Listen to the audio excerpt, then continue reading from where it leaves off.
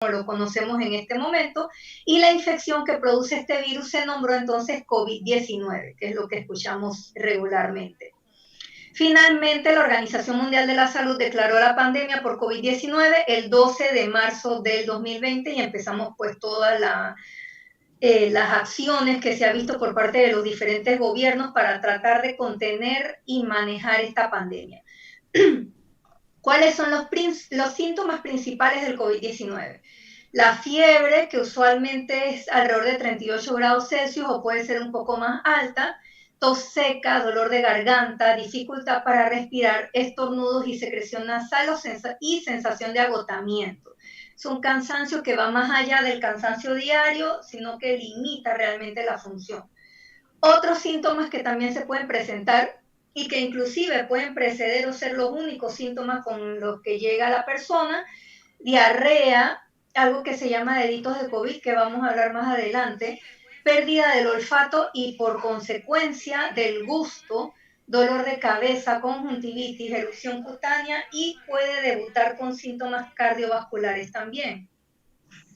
Cuando vamos ya a la parte de seguridad y salud del trabajo, ¿qué deberían hacer los empleadores durante un brote de COVID? Primero, vamos a hablar de un documento que es algo antiguo, podemos decir, data de 1981, pero que no pierde vigencia y que de hecho a nivel de todos los países se ha ido modificando y renovando, pero que no pierde su importancia. Y es importante tener en cuenta que los empleadores tendrán la responsabilidad global de asegurarse de que se adopten todas las medidas de prevención y protección factibles para reducir al mínimo los riesgos profesionales. Los empleadores también tienen la responsabilidad de suministrar, cuando sea necesario en la medida que sea razonable y factible, ropas y equipos de protección apropiados sin costo alguno para el trabajador. Eso lo tenemos nosotros en nuestra normativa nacional, obviamente también incluido. Los empleadores tienen la responsabilidad de proporcionar información adecuada y una formación apropiada en el ámbito de la seguridad y la salud del trabajo. Consultar a los trabajadores sobre aspectos de salud y seguridad en el trabajo relacionados con su trabajo, de prever medidas para hacer frente a situaciones de urgencia y de notificar los casos de enfermedad profesional a la inspección del trabajo, que es lo que hacemos nosotros pues en este momento y que con el COVID no ha dejado de suceder. Se ha hecho inclusive intervención conjunta entre el Ministerio de Trabajo, el Ministerio de Salud y la Caja de Seguro Social para asegurarnos en todo momento que los trabajadores y los empleadores están cumpliendo con las disposiciones necesarias para mantener la seguridad y la salud de los trabajadores. Perdón, ¿cuáles son las responsabilidades y los derechos de los trabajadores durante el brote?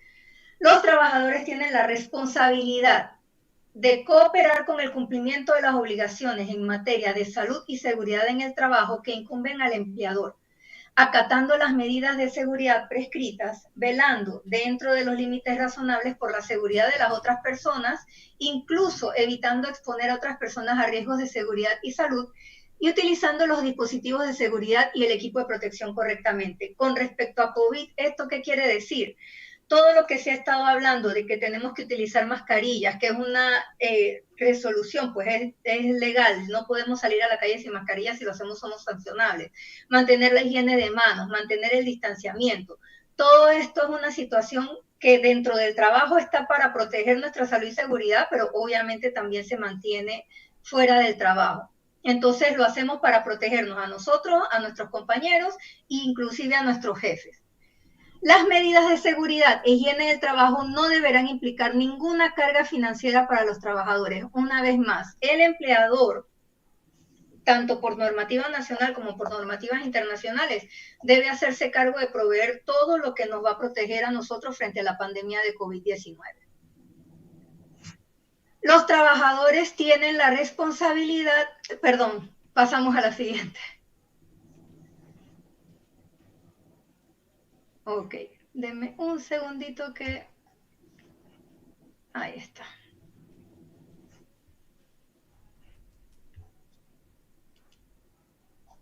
Vamos a ver.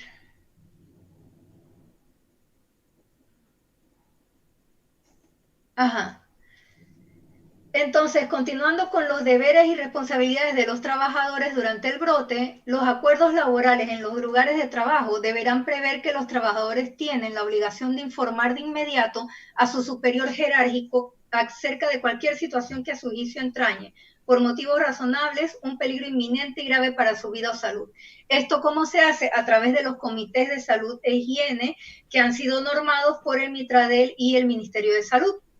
Mientras el empleador no haya tomado medidas correctivas, si fuera necesario, no podrá exigir a los trabajadores que reanuden una situación de trabajo en donde exista con carácter continuo un peligro grave e inminente para su vida o su salud.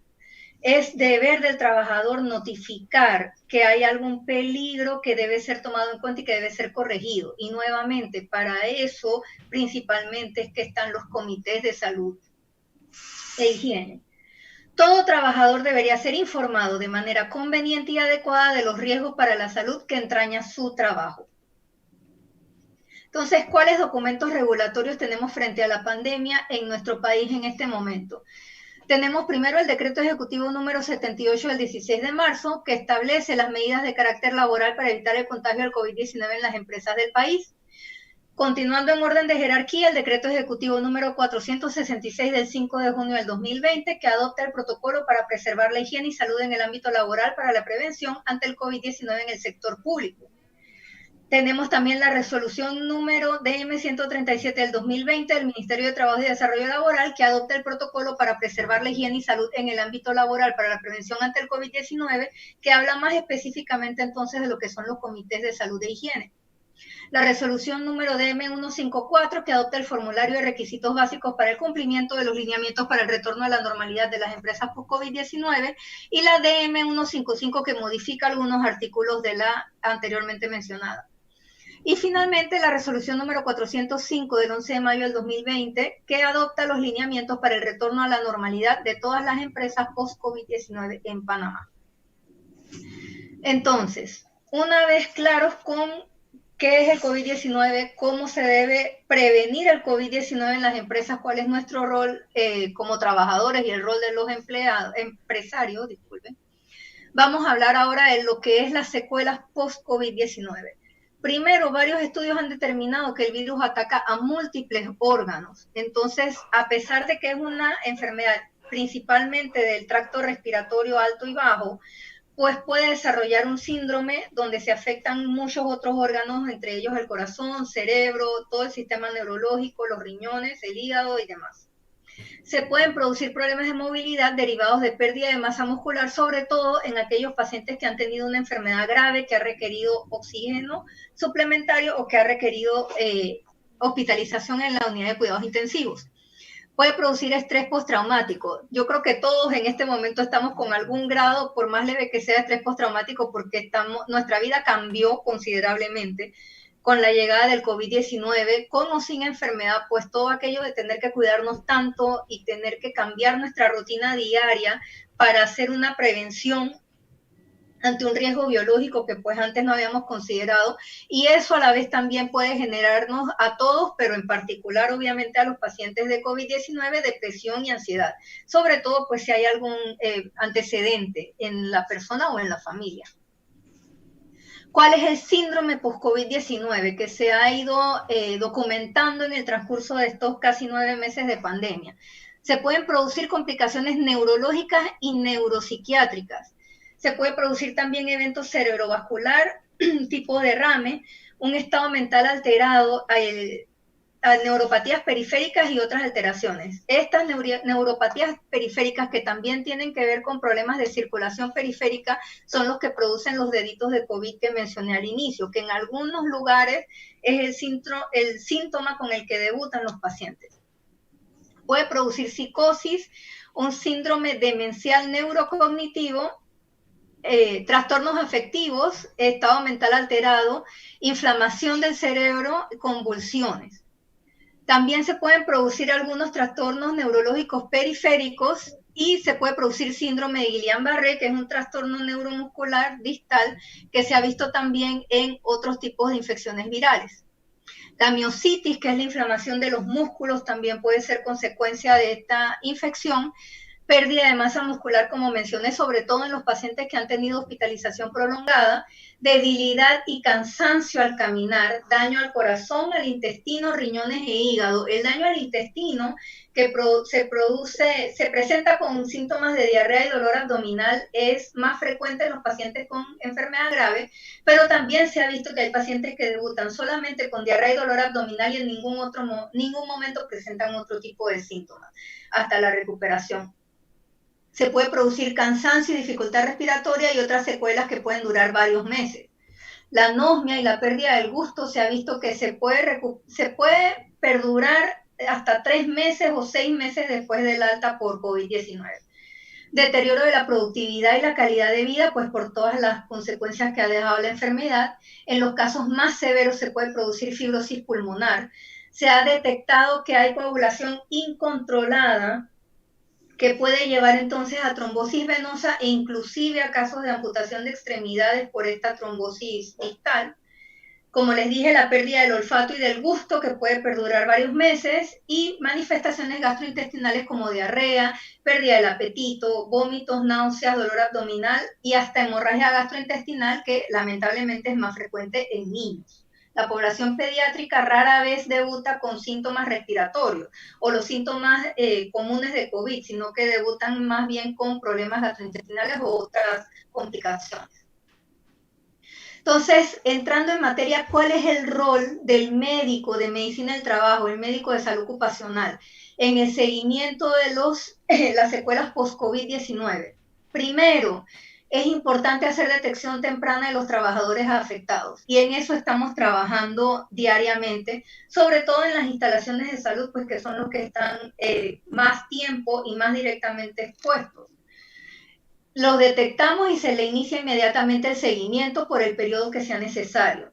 Tipificación de las secuelas. En ese seguimiento vamos viendo la evolución de la persona. Si se recupera sin ningún problema y se puede reinsertar al trabajo, pues está bien, pero siempre tiene que quedar registrado que tuvo la infección porque sigue siendo una infección nueva que a pesar de que en 9 meses hemos aprendido mucho por el tiempo y la dedicación que le han dedicado los investigadores, todavía no sabemos a largo plazo qué es lo que va a ocurrir. Así que ese seguimiento, una vez registrada la enfermedad, pues no se puede suspender. El certificado de aptitud laboral se emite según la magnitud de las secuelas. Aquellos que han tenido infecciones leves, que rara vez tuvieron síntomas o muy pocos, pues se pueden reintegrar sin mayor problema. Sin embargo, aquellos que han tenido alguna enfermedad más severa, que han requerido hospitalización o que han requerido oxígeno suplementario, pues deben seguir un seguimiento mucho más estricto por salud ocupacional y por los médicos especialistas, sea neumología, sea cardiología, medicina interna, el que se recomiende, deben entrar en un programa de rehabilitación, como dice a continuación, colaborar en la implementación de un programa de rehabilitación de forma temprana, ya que es muy importante rehabilitar adecuadamente a estas personas, toda vez que no sabemos realmente en el tiempo de evolución de la enfermedad, en qué momento se pueden llegar a presentar las secuelas más graves de la misma. Como les dije anteriormente, nada más tenemos 9 meses de pandemia, entonces no sabemos. En 9 meses hemos encontrado mucho, pero a largo plazo, 5 años, 10 años, 15 años, no sabemos cuáles son las secuelas que estas personas que tienen COVID-19 ahora pueden llegar a desarrollar. Seguimiento de los trabajadores conjuntamente con otras especialidades médicas que sean necesarias hasta lograr su reintegro al trabajo habitual.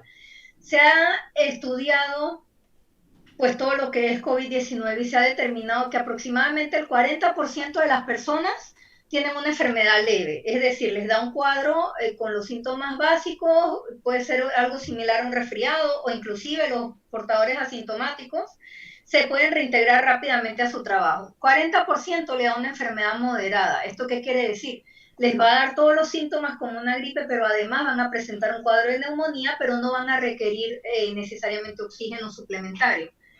De ahí pasamos a un 15% que sí van a tener una infección más grave, que va a tener neumonía, ya requieren oxígeno suplementario, van a requerir hospitalización con soporte ventilatorio inclusive, y el 5% de los afectados entonces van a tener una infección severa con hospitalización en UCI, con múltiples secuelas intrahospitalarias que son los que más atención le tenemos que prestar.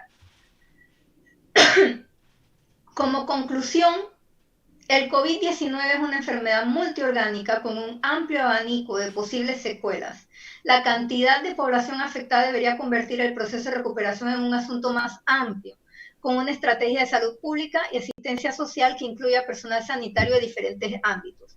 Y en particular, el médico del trabajo, el médico de salud ocupacional, enfocarse en esos trabajadores que realmente su condición, tanto pulmonar como de el resto de su funcionamiento físico en general, con afectación del resto de su sistema, tengan la rehabilitación adecuada y puedan reintegrarse a su trabajo sin mayor problema. Nosotros siempre nos enfocamos en rehabilitar, en recuperar, en que la persona pueda seguir siendo funcional y productiva, no solo para ellos mismos, para su familia, sino para el país en general.